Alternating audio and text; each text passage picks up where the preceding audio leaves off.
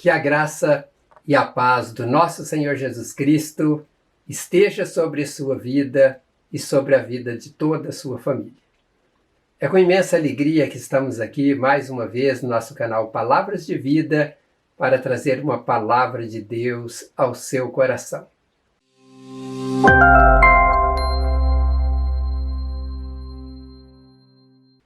O tema da mensagem de hoje é Deus esperando para abençoar. Não sei se você já pensou nesta possibilidade de Deus estar te esperando para lhe abençoar quando você está atravessando por uma grande crise. Hoje eu quero mostrar, através da palavra de Deus, que isto acontece. O texto que quero ler para falar sobre este tema está registrado no livro de Êxodo, capítulo 17, dos versos 1 até o verso 6. O texto, de acordo com uma nova versão internacional, diz o seguinte: toda a comunidade de Israel partiu do deserto de Sim, andando de um lugar para outro conforme a ordem do Senhor.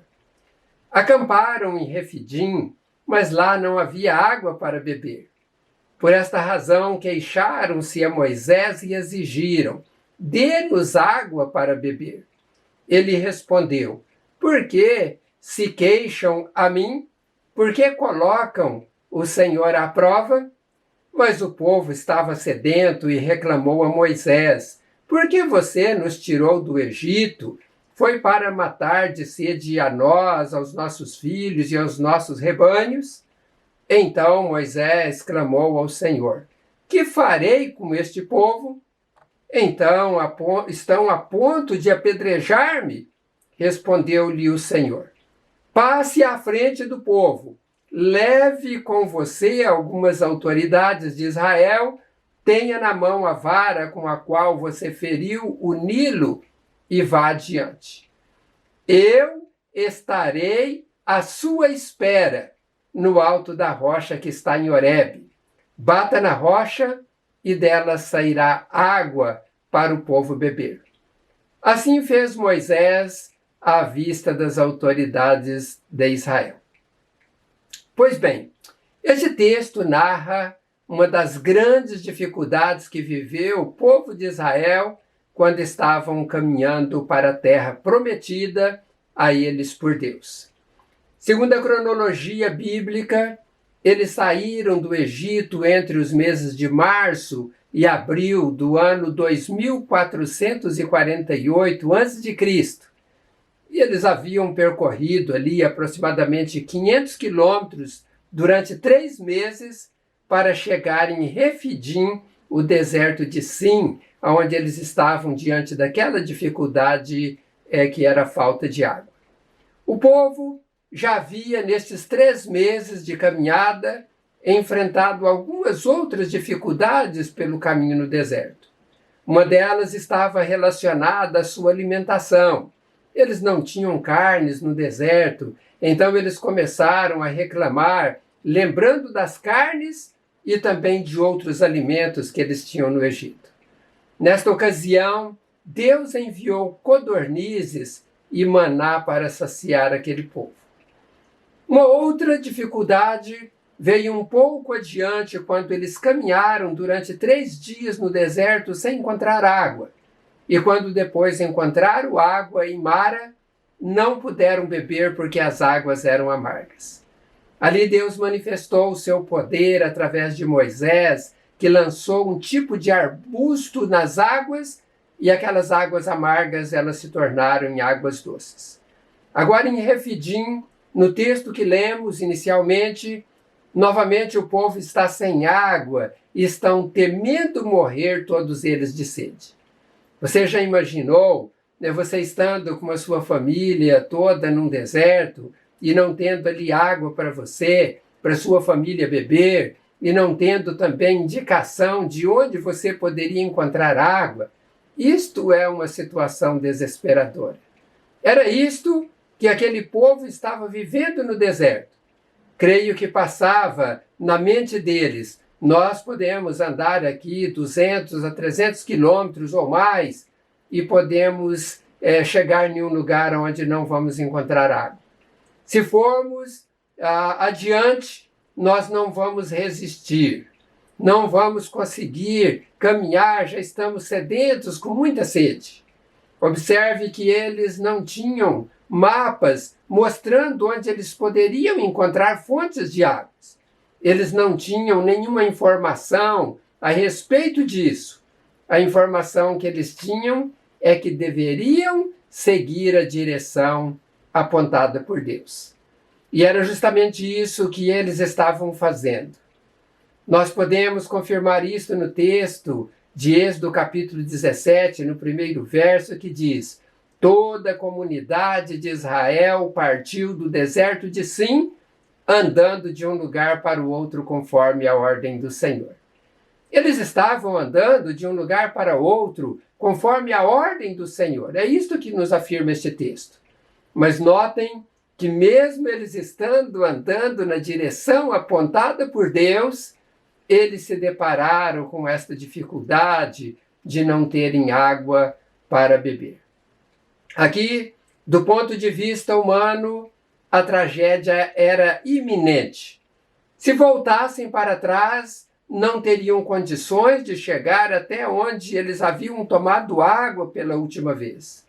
Eles já estavam com sede e, voltando, iriam se desgastar. Iriam se desidratar e a morte seria certa. Este é o cenário do ponto de vista humano. Por outro lado, se fossem adiante, não tinham nenhuma informação de que encontrariam água pela frente. Além disso, havia ainda um outro grande problema.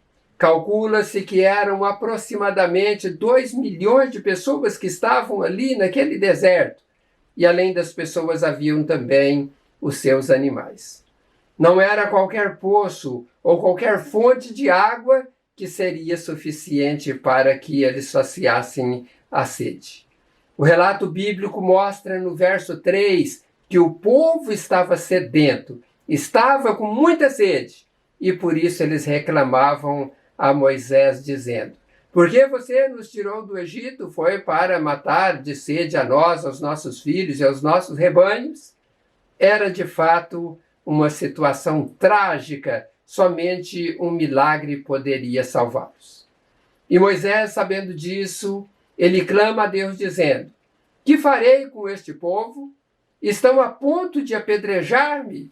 E diante desta trágica situação, Deus responde de imediato a Moisés. Conforme está registrado no verso 5 de Êxodo capítulo 17, Deus diz a ele: passe à frente do povo. Leve com você algumas das autoridades de Israel. Tenha na mão a vara com a qual você feriu o Nilo e vá adiante. Notem que o povo estava sedento. Eles queriam água. Eles não estavam dispostos a prosseguir. E Deus estava dizendo para Moisés passar adiante do povo, juntamente com outras autoridades, e seguir adiante. Eu quero que você pense aqui comigo algo. Moisés havia levado eles até aquele lugar e o povo estava ali com a vida arruinada no ponto de vista humano. Agora Moisés tinha de convencer aquele povo a seguir adiante. Vocês já pensaram como o povo receberam esta proposta? Será que foi fácil Moisés convencer todo aquele povo a prosseguir? Eu quero aqui abrir um parênteses para que nós possamos também refletir nas nossas dificuldades que temos aí vivido ou que vivemos e que nos esperam pela frente. Você pede para Deus um emprego para sustentar a sua família, Deus abre uma porta maravilhosa, você consegue aquele emprego e de repente você é dispensado sem justa causa e fica na rua da amargura. Por outro lado, também acontece de pessoas pedirem a Deus para lhe ajudar no empreendimento, em um negócio empresarial. Talvez esse seja o seu caso. E Deus então abre as portas. Inicialmente as coisas começam a andar tão bem, mas de repente as portas se fecham e você não tem dinheiro para pagar funcionários, não tem dinheiro para pagar fornecedores, aluguel, né? E a situação fica pior do que aquela que você vivia antes de abrir a empresa. Em outras áreas da vida, você pede para Deus lhe dar um esposo, uma esposa, e de repente ele vai embora, ela vai embora, ele morre, ela morre, e você fica só. Você sonha com tantas coisas boas, se esforça, segue a direção apontada por Deus, e de repente lhe sobrevém uma enfermidade que tira o seu chão, tira a sua paz, abate as suas esperanças dos planos futuros. Isto acontece com todas as pessoas, ou com muitas pessoas, todos os dias no mundo. Com pessoas que estão seguindo a direção de Deus, né? Eu estou me referindo porque acontece tanto com aqueles que não seguem a Deus quanto aqueles que seguem a Deus. Isto traz abatimentos, traz medo, traz pavores, traz aflições, traz angústias profundas na alma. Eu vou fechar aqui o parênteses e voltar na situação do povo de Israel no deserto. Lá no deserto não era diferente. Deus tinha dado promessas para eles, de que eles, deixando o Egito, teriam melhores condições, teriam terras boas, regadas com as melhores fontes. Era a terra que mana leite e mel. Foi olhando para esta proposta de Deus que eles deixaram o Egito e, segundo a palavra que lemos hoje, eles andavam de um lado para o outro na direção apontada por Deus. Mas sabem de uma coisa? Nem sempre a direção apontada por Deus é um caminho de glórias aqui neste mundo. No caminho há pedras, há espinhos, há opositores, há todo tipo de sofrimento. Há as mais diversas dificuldades, há até ameaças de morte. Aquele povo estava numa iminente ameaça de morte pela falta de água. O sentimento que eles tinham era de que Deus o havia abandonado. O texto no verso 7 de Êxodo 17 diz que o povo questionou: está o Senhor no meio de nós ou não? No meio das dificuldades, tendemos a perder a fé, tendemos a achar que Deus nos abandonou, tendemos a achar que Ele não está mais cuidando de nós. Este foi o pensamento cultivado por aquele povo. Mas Moisés não deixou que este pensamento negativo invadisse o seu coração. Ele orou a Deus, ele teve a resposta de Deus, e a resposta de Deus foi fantástica. Deus diz: passe à frente do povo, leve com você algumas das autoridades de Israel, tenha na mão a vara com a qual você feriu o Nilo e vá adiante. Eu estarei à sua espera no alto da rocha que está em Horebe. Bata na rocha e dela sairá água para o povo beber. Diz a Bíblia que assim fez Moisés à vista das autoridades de Israel. Que resposta fantástica! Deus diz: vá que eu estarei à sua espera no alto da rocha que está em Horebe. É uma bênção sabermos que Deus aponta direções, e quando nós seguimos na direção de Deus, ainda que enfrentemos os maiores problemas, as mais difíceis dificuldades, Deus está lá na frente nos esperando chegar para nos abençoar. Meus amados, quando estamos caminhando na direção apontada por Deus, nem sempre as coisas acontecem como imaginamos, mas Deus continua conosco. Deus nos chamou para irmos adiante e não para ficarmos parados reclamando. Às vezes pessoas se levantam contra nós, querendo nos apedrejar, porque as coisas não deram certo. Isso estava acontecendo também com Moisés ali naquela caminhada. Mas Deus disse: toma a frente, ou seja, sai do meio desta multidão de incrédulos, não fique no meio desta multidão. Você pode ser contagiado ou contaminado com a incredulidade e com as murmurações deles. Sai do meio da multidão e vá adiante. Meus irmãos e minhas irmãs, Deus nos chamou para irmos à frente, pessoas depende de nós para prosseguir a caminhada. No meio das tribulações, você que crê em Deus, clame a Deus, tome posição de frente e vá adiante, porque Deus está esperando logo à frente para lhe dar a bênção. E para dar a bênção para aqueles que estão caminhando com você. Eu já disse e volto a repetir o que Deus disse em Êxodo capítulo 17, verso 6. Eu estarei à sua espera no alto da rocha que está em Horebe.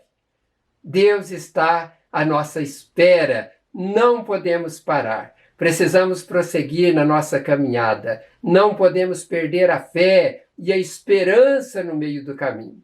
Para alguns, o Horebe está mais perto. Para outros, está mais distante. Mas Deus está esperando você chegar para fazer a água brotar da rocha, a água que vai saciar a sua sede, a água que vai recobrar o seu ânimo pelo milagre que Ele fará, a água que vai ajudar você a chegar no destino onde as gloriosas bênçãos do nosso Deus te esperam. São bênçãos sem fim para a sua vida. São bênçãos sem fim para a sua família, para os seus negócios, para o seu ganha-pão. Nós precisamos crer nesta palavra.